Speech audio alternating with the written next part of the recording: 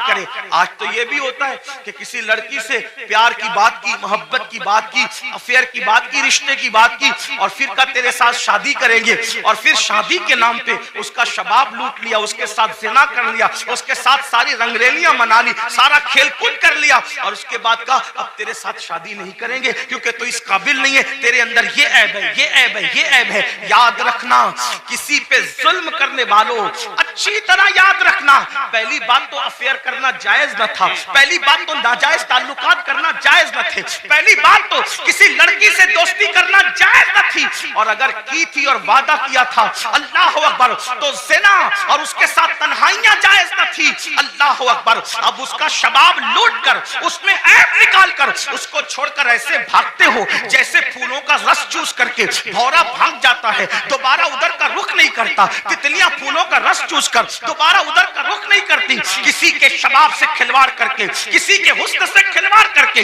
किसी की आबरू से खिलवाड़ करके फिर उसको छोड़कर नए शिकार की तलाश में जाने वालों, जानबूझ करके किसी की आबरू के साथ सौदा करने वालों, सुनो, अल्लाह के हबीब अलैहिस्सलाम इरशाद फरमाते हैं, फकीह अबूल समरकंदी अपनी किताब में लिखते हैं कि अगर किसी ने किसी चिड़िया से भी खेलकर उसकी जिंदगी को खत्म किया होगा, किसी ने किसी चिड़िया की जिंदगी से खेला होगा, न खाने की हाजत थी, न शरई कोई मामला था, सिर्फ अपने नफ्स के लिए चिड़िया से खेला और उसको मार डाला, खेलते खेलते उसकी जिंदगी को खत्म कर दिया। आका फरमाते हैं, वो मरी हुई चिड़िया जिसकी जिंदगी से तुमने खिलवाड़ किया था, जब कयामत का दिन होगा तो अल्लाह की अदालत में फरियाद करेगी, मौला आज अदल का दिन है, आज इंसाफ का दिन है, मौला मुझे अदल चाहिए, इस शख्स ने मेरी जिंदगी से खिलवाड़ किया था। आका फरमाते हैं, उस नन्ही सी चिड़िया की शिकायत बिजली की घन गरज की तरह होगी, जैसे बिजली कड़कती है वैसे नन्ही सी चिड़िया की आवाज में घन गरज होगी, और जिसकी शिकायत चिड़िया कर रही होगी उसका हाल ये होगा, वो पहाड़ों जैसी नेकियां लेकर आएगा। अल्लाह इरशाद फरमाएगा, आज अदल का दिन है, आज इंसाफ का दिन है, और फिर मेरा अल्लाह फरमाएगा, जिसने चिड़िया की जिंदगी से खिलवाड़ किया आज उसकी नेकियां नहीं देखी जाएगी, इसको मुंह के बल घसीटते हुए जहन्नम में डाल दिया जाए। आपसे पूछना चाहता हूं, नफ्स के पुजारियों से पूछना चाहता हूं, नफ्सानी ख्वाहिशात में डूबे हुए इंसानों से पूछना चाहता हूं, अगर किसी छटाक भर की चिड़िया की जिंदगी से खेला होगा तो पहाड़ों जैसी नेकियां रद्द हो जाएगी और इंसान जहन्नम का ईंधन बनेगा। जिसने लड़कियों की जिंदगी से खेला होगा, आबरू से खेला होगा, उसका अंजाम क्या होगा? अल्लाह के बंदो, ये दुनिया ही सब कुछ नहीं है, ये दुनिया की रंगरेलियां ही सब कुछ नहीं है, ये दुनिया के मजे और मस्ती सब कुछ नहीं है, ये दुनिया का ऐशो आराम सब कुछ नहीं है।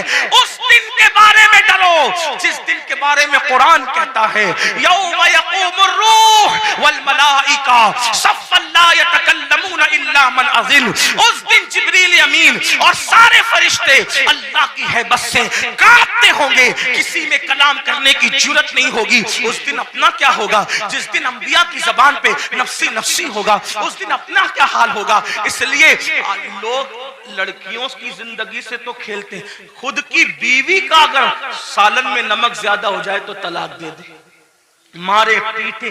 याद रखना, अच्छी तरह याद रखना, ये दुनिया है, यहाँ ऐश करने, आराम करने, जुल्म करने नहीं भेजा। कुरान कहता है, अल्लज़ी खलकल मौत वल हयात लियब्लुवकुम अय्युकुम अहसनु अमला, कि अल्लाह ने जिंदगी और मौत को इसलिए पैदा किया कि अल्लाह तुम्हें आजमाए कौन थोड़ी सी जिंदगी को पाकर अच्छा अमल करता है। उसके बाद अब ये आखिरी बात तस करूंगा, इसके बाद बात पूरी कर लेंगे, इसलिए कि वो 12 लोगों का जिक्र करने जाएंगे तो शायद रात के 3 बजेंगे, और मेरी आदत है इससे पहले कि लोग जिक्र इलाही से उकता जाए, हमें अपनी बात मुकम्मल करनी चाहिए।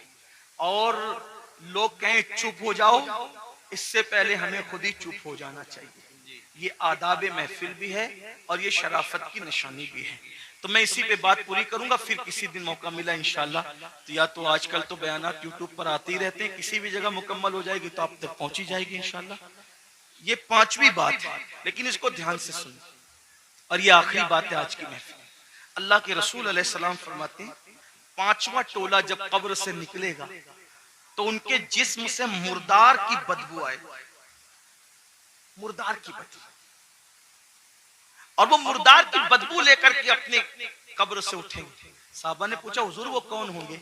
आका फरमाते वो लोग होंगे जो दुनिया में छुप छुप कर गुनाह करते, तन्हाई में गुनाह करते, पोशीदा तौर पे गुनाह करते, लोगों के सामने नेकियां और तन्हाई में गुनाह। ऐसे लोगों के लिए अल्लाह फरमाता है जो लोगों के सामने नेकी करके तन्हाई में गुनाह करें, मैं उनके साथ ऐलाने जंग करता हूं।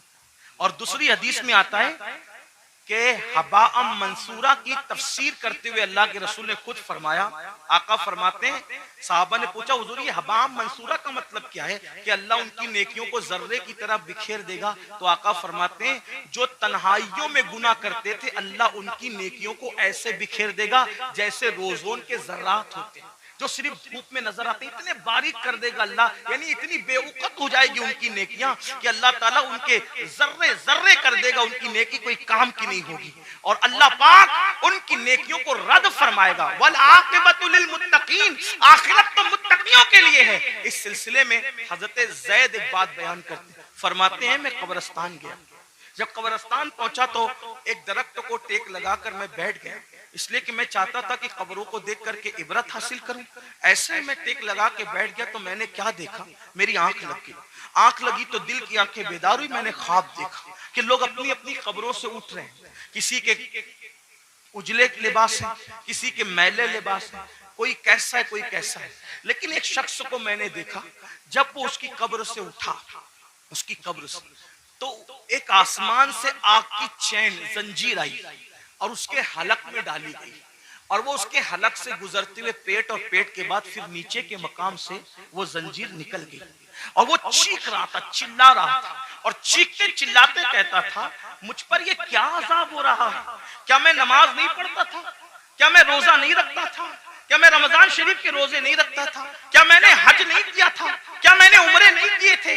क्या मैंने सदका नहीं दिया था? क्या मैंने ज़कात नहीं दी थी? क्या मैं फला नेक काम नहीं करता था? गर्ज के वो अपनी सारी नेकियों को गिनाएगा गिनाएगा गिनाएगा।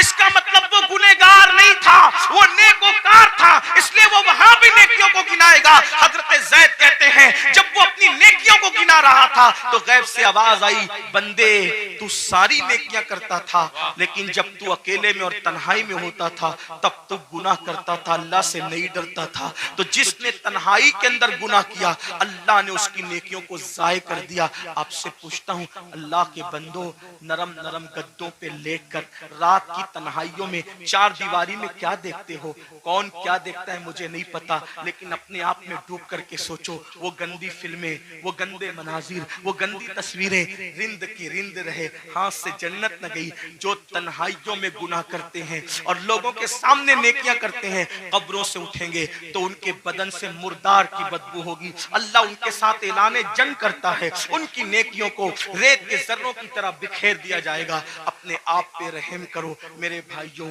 क़यामत के दिन कौन है अपना सिवाय मुस्तफा जाने रहमत के। सबने सफे महशर में ललकार दिया हमको, ऐ बेकसों के आका अब तेरी दुहाई है, एक ही सहारा है। अगर गुनाह कर करके उनका दिल दुखा दिया, उनको नाराज कर दिया, तो बताओ अपना क्या बनेगा। अल्लाह अकबर। मेरे आका मुस्तफा जाने रहमत सल्लल्लाहु अलैहि वसल्लम के दीवानों सैयदना फारूक आजम कहते हैं, लोग छोटे और बड़े गुनाह की बात करते हैं, फारूक आजम फरमाते हैं मैं तो इतना समझता हूँ गुनाह कोई भी करो रसूलुल्लाह के दिल को तकलीफ पहुंचती है, हुजूर का दिल दुखता है। कोई गुनाह करो दिल हुजूर का दुखता है। अब आपको से पूछता हूँ, चेहरों से दाढ़ियां मुंडाकर गटरों में फेंकते हो, फारूक आजम कह रहे हैं आका का दिल दुखता है। गंदी फिल्में देखते हो, फारूक आजम कह रहे हैं आका का दिल दुखता है। किसी औरत पर बदनजरी करते हो, आका का दिल दुखता है। मस्जिदों को वीरान करते हो, आका का दिल दुखता है। नमाजों में सुस्ती करते हो, आका का दिल दुखता है। किसी मोमिन को गाली देते हो, आका का दिल दुखता है। इतना रसूलुल्लाह का दिल कब्र अनवर में दुखाओगे और उसके बाद मैदान महशर में जब शफाअत की भीख लेने के लिए उनकी बारगाह में पहुंचोगे, अल्लाह न करे। अगर उन्होंने मुंह फेर लिया और मुंह फेर करके ये कहा, ओ मुनाफिक झूठे, मुझसे इश्क का दावा करता था और मेरे दिल को छलनी छलनी करता था, मेरे दिल को दुखाता था, मेरे दिल को तकलीफ पहुंचाता था। बताओ भाइयों, जब सबने ललकार दिया होगा तो उसी आमिना के लाल का सहारा होगा, मेरे आका अलैहिस्सलात व तस्लीम की शफाअत होगी। अगर वो भी मुंह फेर लें, हालांकि उनके करम से ऐसी उम्मीद नहीं है, लेकिन उनकी मिजाज की नजाकत बेचैन भी करती है। हजरत जिगर मुरादाबादी ने कहा था कि इस उम्मत आसी से न मुंह फेर खुदाया, नाजुक है बहुत गैरत सुल्तान मदीना। मेरे आका की गैरत बहुत नाजुक है। कितनी नाजुक है इतना अंदाजा कर ले। एक बार उम्मुल मोमिनीन ने अपने घर के दीवारों पे पर्दे लटका दिए तो आका अलैहिस्सलाम ने चेहरा फेर करके ये फरमाया कि हम दीवारों को कपड़े नहीं पहनाते, महबूबाए महबूब रब्बुल आलमीन अगर दीवारों पे पर्दे लटका दे तो वहां से गैरत की वजह से चेहरा फेर लिया जाता है। इतने जराइम करके, इतने बड़े मुजरिम बनके हुजूर के दरबार में खड़े रहेंगे, अल्लाह अकबर। अगर उनकी गैरत की नजाकत ने मुंह फेर लिया, कहां जाओगे, किसके पास जाओगे, किसके दरवाजे पे दस्तक दोगे? इसलिए आज उनको मनाओ, आज उनको राजी करो, आज उनकी बारगाह में माफी मांगो, उनके वसीले से अल्लाह की बारगाह में तौबा करो, ताकि दुनिया भी संवर जाए, आखिरत भी संवर जाए। अल्लाह पाक की बारगाह में दुआ है कि मेरा अल्लाह सबसे पहले मुझे और आप सबको अमल की तौफीक अता फरमाए। गुफ्तगू के दरमियान अगर कोई गलती हुई